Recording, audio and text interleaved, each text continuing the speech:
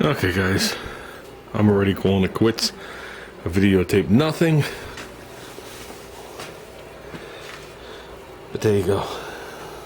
There's the back plate and hammer tone, the gray, just to match the other. Sitting on top of that paint cap is the piece of metal for front of the wiper motor. That'll dry satin. That's been primed. Well, they've all been primed, but that'll be satin also. And then the two screws that hold that cover on, I cleaned and did satin clear. So that should look good when it's done.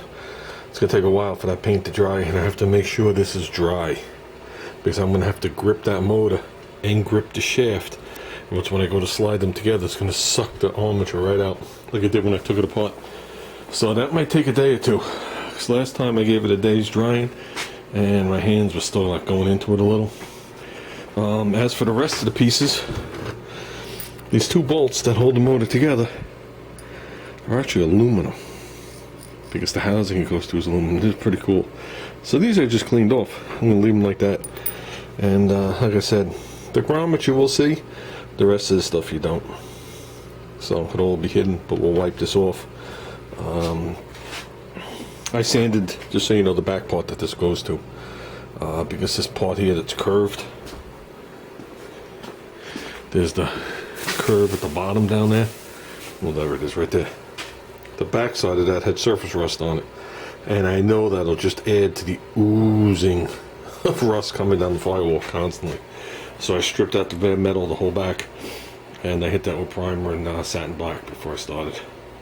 And it's sitting on a paint cap, which is probably stuck to it at this point, but that doesn't really matter. I just didn't want that rust ooze anymore. So I think we're good.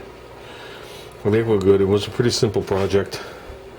Didn't take me long to strip the stuff down. It was all, I did it all bare metal. So, okay guys, like I said, doesn't have to be 100% concourse correct. It just has to look neat when the hood's up. That's all, and I think that'll look neat.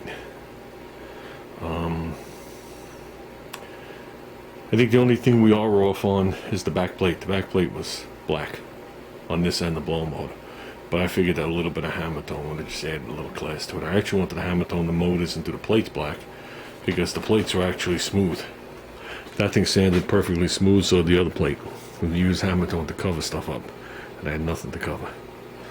And when I peeled off the 42,000 layers of paint on that motor housing, it says Motorcraft. Okay. So, yeah. But I'll say it. I said it before. I'll say it again. Thank you, AMC. Thank you for using other people's stuff. That's why there's AMCs on the road, not Studebakers. Remember that. So, yeah. And remember, other companies were buying it from other people too. Just because AMC had it and you saw it on a Ford or a Chevy didn't mean Chevy designed it either, or it was Chevy's deal. You know what I mean? It was one of their subsidiary contractors too. So, and that's the way cars are built today. This was ahead of its time.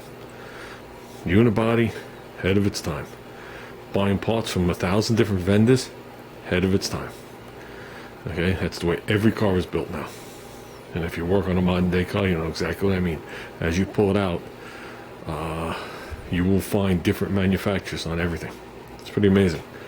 A lot of the stuff you see, we'll see have a brand name on it. Like, I'll give you an example, a Toyota. If you take out the O2 sensor or O2 sensor, air fuel ratio sensor, either or, it'll say Toyota on there and there'll be a part number. That part number cross-references to an NGK, and it's the same exact part without the word Toyota on it. So, did Toyota make it? No. Does it have their number on it? Yes. Do they charge a little more for it? Sometimes. I'll tell you one thing. Suspension components, hands down, Toyota's cheaper than the aftermarket. At least here. So, end links, control arms, ball joints, tie rod ends, the quality is superior, and the parts are actually cheaper. So, with that said, guys, I forgot to put the trash out last night. So, we'll put that out tomorrow night again. I gotta go in the house and do some investigations. I got literally over 50 phone calls, not including texts, over 50 phone calls, and I don't even know how many texts, I didn't even count, of people that want to ship a car for me. And they're all my best friends. So we got to think about what we're doing. With that said, guys, like I said, I think it's nice. Key to hammer tone. First of all, it's a bit easier on horizontal. Key to hammer tone is keep the coats heavy, or else it can't hammer tone. If you do the coats light, like you're putting on regular paint, because you're afraid it's going to run, it doesn't hammer tone. And if you put the coat on, wait 20 minutes, put a coat on, wait 20 minutes, the hammer tone is subtle. If you put the coats on decent, the hammer tone looks like an old toolbox. So, and the key to wrinkle paint is to warm the object. We learned that the hard way. So if you ever buy wrinkle paint, like some people wrinkle valve covers and all sorts of shit they used to wrinkle with that black wrinkle paint, and you spray it and you can't get it to wrinkle, just warm it. Put the item in your oven to 300 degrees. And then by the time you're ready to paint it, it'll be down to 200 degrees, whatever it is, and then when you do it, it wrinkles up mint. That's the key. So you gotta learn the keys. So that's why sometimes they call it beginner's luck. But then the next time you do it, you can't figure out what the hell you did wrong. And it's something as simple as the temperature or the way you sprayed it on. So, and there's no difference between a hammer tone nozzle and satin black, because that's the same nozzle I switched from can to can because I didn't have one. So, okay guys, I'm out of here. Maybe tomorrow, if I think it's good, we'll start putting this all back together. I think it's gonna look pretty nice.